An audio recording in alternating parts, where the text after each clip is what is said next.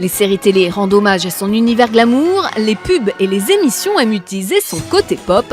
En un mot, Roy Lichtenstein est partout et pour une fois, même au musée. C'est assez amusant parce qu'il fait partie du mouvement pop qui voulait être populaire, donc ça a bien marché. Et c'est quelqu'un qui a une imagerie très efficace, des images fortes, faites de traits noirs, de couleurs primaires et de petits points. Des points qui deviennent la marque de fabrique de l'artiste américain. En 1961, Roy Lichtenstein se passionne pour la culture populaire et notamment pour les comics qu'il retravaille point par point.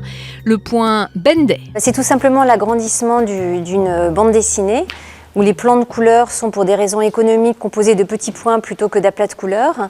Et ça agrandit, ça donne des points qui deviennent en fait assez gros. Et il a fini par se dire qu'il allait détruire toutes ses œuvres antérieures et garder celle-là et partir de celle-là. C'est le tableau qui commence l'exposition qui s'appelle Look Mickey, qui est vraiment sa première œuvre pop. Les dessins animés et les comics populaires sont donc le point de départ de son œuvre, tout comme leur héroïne qu'il met un point d'honneur à dessiner. Les femmes, il les représente un peu toujours de la même manière, dans des situations d'anxiété, d'émotion justement ou d'attente.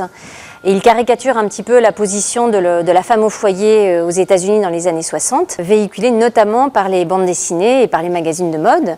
Donc c'est des femmes assez jolies, qui attendent des coups de fil, qui se réjouissent d'une bague de fiançailles. Et tout ça est représenté avec pas mal d'humour. Un travail en apparence simple et pourtant l'artiste est plutôt un staccanoviste de l'art, faisant et refaisant sans cesse, s'essayant même à l'art cinétique, au cubisme et surtout à la sculpture, un aspect de son travail très rarement évoqué et que le Centre Pompidou met en avant.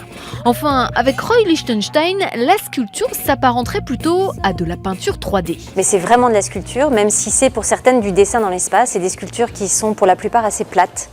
Mais c'est du bronze peint, quelquefois aussi du bois, qui sont pour beaucoup des images populaires, mais pour beaucoup aussi des images de l'histoire de l'art. Il y a des Matisse, des Picasso, des Léger, des Brancusi. Et oui, Roy Lichtenstein est un illusionniste. Regardez ce Mondrian, eh bien, ça n'en est pas un. Des hommages aux différents artistes à retrouver tout au long de cette exposition d'une centaine d'œuvres.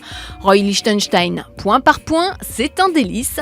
Et c'est à voir, un point c'est tout.